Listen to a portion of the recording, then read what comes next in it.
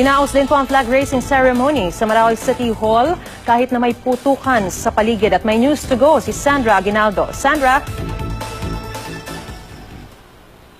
Yes, Maris, matagumpay ngang naisagawa ang flag raising ceremony sa Marawi City Hall. Yan po ay nasa loob ng isang restricted area at bago ka makarating dyan ay merong mga checkpoint na dadaanan. At isinama nga po, dahil ito naman ay may pahitulot ng militar, isinama ni Mayor ng Marawi, Majul Gandamra, ang media para masaksihan ang seremonya.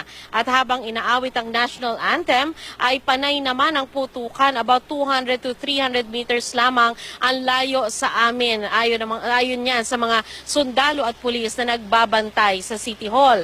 Ilang rounds din ng airstrike ang aming nasaksihan habang isinasagawa po ang seremonya. Sa paligid ng City Hall, todo bantay ang mga sundalo. Naging emosyonal naman si Mayor Gandamra habang isinasagawa ang katapangan o isinasariwa ang katapangan ng mga sundalo at katatagan ng mga taga-Marawi. Nagpasalamat din siya sa lahat ng tumulong sa pagbibigay ng tulong at pagkalinga sa mahigit 200,000 na evacuees ng Marawi. Narito po ang pahayag ni Mayor Gandamra.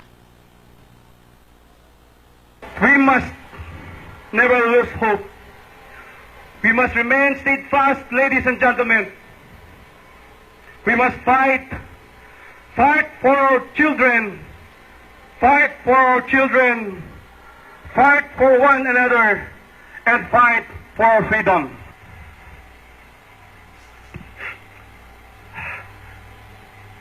Nais ko pong pasalamatan ang lahat ng aking mga kababayan sa buong Pilipinas na tumulong sa amin dito sa Marawi City.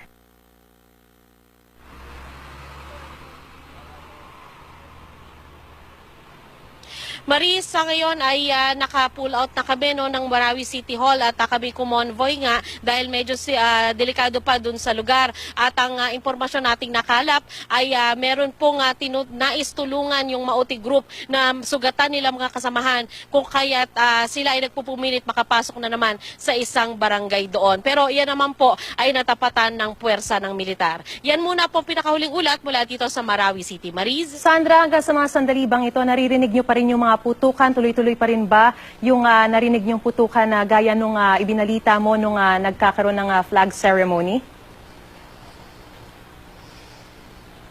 Yes, Maris, even as we were leaving the Marawi City Hall, patuloy ang putukan at medyo may konting tension tayong naramdaman mula dun sa mga nagbabantay na militar at pulis dun sa area. At ayon sa kanila, meron kasi isa pang tulay dun, Maris, yung tinatawag nilang pumping station. At sa kabila noon ay sinasabi na nandoon yung isang, kumbaga isang grupo ng Maute at iyan ay patungo na kasi Marisa direksyon ng Lanao Lake, kaya Lake Lanao, kaya ang inaabatan ng mga otoridad ay hindi sila makatakas sa pamamagitan ng lake na yan, pero ganun pa man sinabi rin naman ng mga otoridad na bantay sarado rin nila yung naturang lawa. Maris? At Sandra, ang ninanais ng Pangulo ngayong araw mismo ng kalayaan ay tuluyang mapalaya ang Marawi City laban sa terorismo at sa kaguluhan. Ano ang nakikita niyong indikasyon dyan? Gaya ng binalita mo, merong mga nais na isalba yung mga Maute Group na mga sugatan nilang mga kasamahan.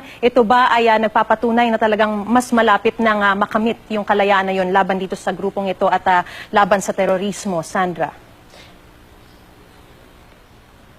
Marisa, dito kay Mayor Gandamra, yung daw puwersa ng Maute ay kalat-kalat at sila ay nasa tumpok-tumpok sa 10 barangay.